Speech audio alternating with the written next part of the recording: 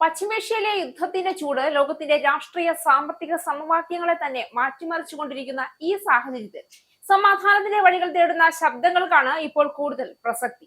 അതിൽ ഇന്ത്യയെ പ്രത്യേകമായി പരാമർശിച്ച് എല്ലാ രാജ്യങ്ങൾക്കും സംഘർഷം അവസാനിപ്പിക്കുന്നതിൽ നിർണായക പങ്ക് വഹിക്കാമെന്ന് ഇറാന്റെ ഇന്ത്യയിലെ പ്രതിനിധിയായ അബ്ദുൾ മജീദ് ഹക്കീം ഇലാഹി പറഞ്ഞത് ശ്രദ്ധേയമാവുകയാണ്. യുദ്ധത്തിന്റെ ഇടയിലും ഇന്ത്യയെ ഒരു സമതുലിത ശക്തിയായി, വിശ്വാസ്യതയുള്ള ഇടനിലക്കാരനായി ലോകം കാണുന്നതിന്റെ തെളിവായി ഈ പരാമർശം മാറുന്നു. പശ്ചിമേഷ്യയിലെ സംഘർഷം അവസാനിപ്പിക്കുന്നതിന് ഇന്ത്യ ഉൾപ്പെടെയുള്ള എല്ലാ രാജ്യങ്ങൾക്കും സംഭാവന നൽകാൻ കഴിയുമെന്നാണ് ഇലാഹി പറഞ്ഞു വെച്ചത്.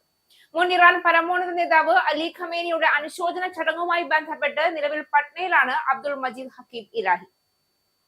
ഇന്ത്യയുടെ വിദേശ നയത്തിന്റെ പ്രത്യേകത അതിന്റെ സ്വതന്ത്ര നിലപാടാണ്. ഒരു പക്ഷത്തേക്കും അടിമപ്പെടാതെ താല്പര്യങ്ങൾ സംരക്ഷിച്ചുകൊണ്ട് സമാധാനം ഉറപ്പാക്കാനുള്ള ശ്രമങ്ങളാണ് ഇന്ത്യ തുടർച്ചയായി നടത്തുന്നത്. ഇറാൻ US സംഘർഷം രൂക്ഷമാകുന്ന ഈ ഘട്ടത്തിൽ ഇന്ത്യയുടെ ഈ നിഷ്പക്ഷത തന്നെ അതിനെ ഒരു വിശ്വസനീയ ഇടപെടൽ ശക്തിയായി ഉയർത്തുന്നു. എണ്ണ വിതരണം മുതൽ സുരക്ഷാ വിഷയങ്ങൾ വരെ പശ്ചിമേഷ്യയുമായി ഇന്ത്യക്കുള്ള ബന്ധം ഗാഠമാണ്. അതുകൊണ്ട് തന്നെ സമാധാന ശ്രമങ്ങളിൽ ഇന്ത്യക്കുള്ള പങ്ക് വെറും നയതന്ത്ര പ്രസ്താവനകളിൽ ഒതുങ്ങുന്നില്ല. അത് പ്രായോഗികമായ ഇടപെടലുകൾക്ക് വഴിതെളിക്കുന്ന ഒന്നാണ്. ഇലാഹിയുടെ പ്രസ്താവനയിൽ ഏറ്റവും ശ്രദ്ധേയമായ ഭാഗം ഇറാൻ US ചർച്ചകൾക്ക് ഇസ്ലാമാബാദ് സൗകര്യമൊരുക്കുന്നുവെന്ന വാദങ്ങളെ തള്ളിപ്പറയുന്നതാണ്. ഇത് വെറും നിഷേധമല്ല, അന്താരാഷ്ട്ര തലത്തിൽ പാകിസ്ഥാന്റെ വിശ്വാസ്യതയെ ചോദ്യം ചെയ്യുന്ന ഒരു രാഷ്ട്രീയ സന്ദേശം കൂടിയാണ്. വർഷങ്ങളായി ആഗോള രാഷ്ട്രീയത്തിൽ വ്യക്തമായ നിലപാട് കൈക്കൊള്ളാൻ കഴിയാതെ പലപ്പോഴും വലിയ ശക്തികളുടെ നിഴലിൽ നിന്നാണ് പാകിസ്ഥാൻ നീങ്ങിയത്. അതിനാൽ തന്നെ സമാധാന ചർച്ചകൾക്ക് വേദിയാകാൻ ആവശ്യമായ വിശ്വാസ്യതയും നിഷ്പക്ഷതയും പാകിസ്ഥാനേക്കാൾ ഇന്ത്യക്കാണ് കൂടുതലെന്ന് ഈ സാഹചര്യത്തിൽ വ്യക്തമായി തെളിയുന്നു. ഇന്ത്യയുടെ ശക്തി അതിന്റെ സാമ്പത്തിക വളർച്ചയിലും സൈനിക ശേഷിയിലും മാത്രമല്ല, അതിന്റെ സാംസ്കാരികവും നയതന്ത്രവുമായ പാരമ്പര്യത്തിൽ കൂടിയാണ്. ലോകത്തിലെ പല സംഘർഷങ്ങളിലും ഇന്ത്യ സമാധാന സന്ദേശം മുന്നോട്ട് വെച്ചിട്ടുണ്ട്.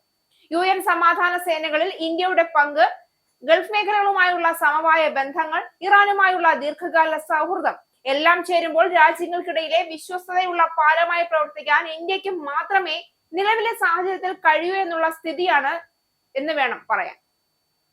പശ്ചിമേഷ്യയിൽ സമാധാനം സ്ഥാപിക്കാൻ ഇന്ത്യക്ക് കഴിയുന്ന ഇടപെടലുകൾ പലതരമായിരിക്കും. ഒന്നാമതായി, ഇരുപക്ഷത്തോടും ആശയവിനിമയം തുടരുക. US-ഉമായി ശക്തമായ ബന്ധവും ഇറാനുമായുള്ള ചരിത്രപരമായ സൗഹൃദവും ഇന്ത്യക്ക് ഒരുപോലെ നിലനിൽക്കുന്നു.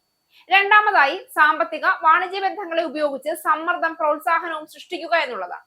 മൂന്നാമതായി, അന്താരാഷ്ട്ര വേദികളിൽ സമാധാന നിർദ്ദേശങ്ങൾ മുന്നോട്ട് വെച്ച് ലോകാഭിപ്രായം സ്വാധീനിക്കുക എന്നുള്ളതാണ്. പാകിസ്ഥാന്റെ കാര്യത്തിൽ സമാധാന പ്രക്രിയയിൽ അവരെ പ്രധാന വേദിയാക്കാൻ കഴിയില്ല എന്നതാണ് യാഥാർത്ഥ്യം. ആഭ്യന്തര രാഷ്ട്രീയ അസ്ഥിരത, തീവ്രവാദവുമായി ബന്ധപ്പെട്ട ആരോപണങ്ങൾ, അന്താരാഷ്ട്ര തലത്തിൽ വിശ്വാസ്യതയുടെ കുറവ് ഇവയെല്ലാം ചേർന്ന് പാകിസ്ഥാന്റെ സാധ്യതകളെ പരിമിതപ്പെടുത്തുന്നുണ്ട്. അതേസമയം ഇന്ത്യ സ്ഥിരതയും പുരോഗതിയും മുന്നോട്ട് വയ്ക്കുന്ന രാജ്യമായി ലോകത്തിന് മുന്നിൽ ഉയർന്നു നിൽക്കുന്നു. ഇപ്പോൾ ഉയരുന്ന പ്രധാന ചോദ്യം ഇന്ത്യ ഈ അവസരം എങ്ങനെ ഉപയോഗപ്പെടുത്തും എന്നുള്ളതാണ്. വെറും പ്രസ്താവനകളിൽ ഒതുങ്ങാതെ യഥാർത്ഥ ഇടപെടലുകളിലൂടെ സമാധാന പ്രക്രിയയിൽ സജീവമായി പങ്കെടുക്കാൻ ഇന്ത്യക്ക് സാധിക്കുമോ? ഇതിനുള്ള ഉത്തരമാണ് ഇന്ത്യയുടെ ആഗോള നിലപാടിനെ നിർണ്ണയിക്കുക.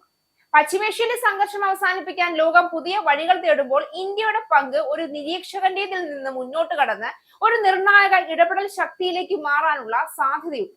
അതാണ് ഈ പ്രസ്താവനയുടെ യഥാർത്ഥ പ്രാധാന്യം. സമാധാനത്തിനായുള്ള ലോകത്തിന്റെ പ്രതീക്ഷകൾ ഇന്ന് കൂടുതൽ ശക്തമായി ഇന്ത്യയിലേക്കാണ് തിരിയുന്നത്.